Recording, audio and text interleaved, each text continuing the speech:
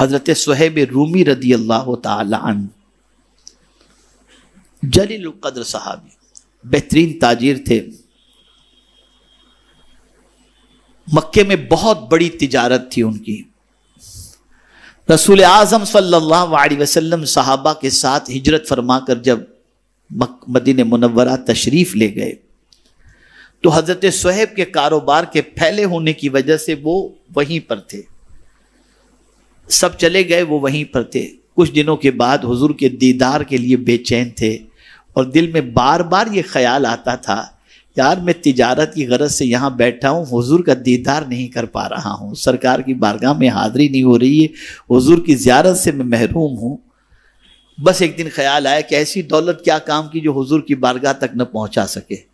بس انہوں نے من بنایا، ساری دولت سمیٹی انہوں نے، اور پھر اس کے بعد لے کر مدینے کی طرف جانے کا ارادہ کیا۔ جب مکے والوں کو پتہ چلا کہ صہیب بھی ہجرت کر رہے ہیں تو گھبرا گئے، اس لیے کہ حضرت صہیب کے پاس مال بہت زیادہ تھا۔ تو انہوں نے سوچا کہ صہیب یہ مال لے کر کے حضور کے پاس پہنچیں گے تو حضور صلی اللہ علیہ وسلم کو مضبوطی ملے گی اور پھر ہمارا مقابلہ کرنے میں ان کو آسانی ہو جائے گی۔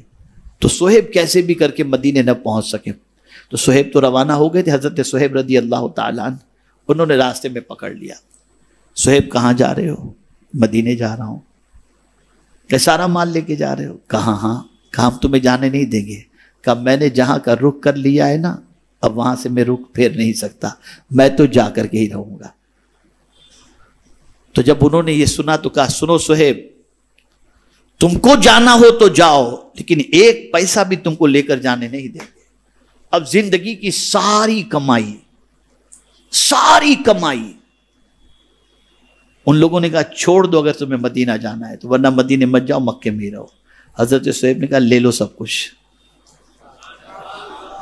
کچھ دے دیا، سارا مال دے دیا اور مدینے کی طرف روانہ ہوئے۔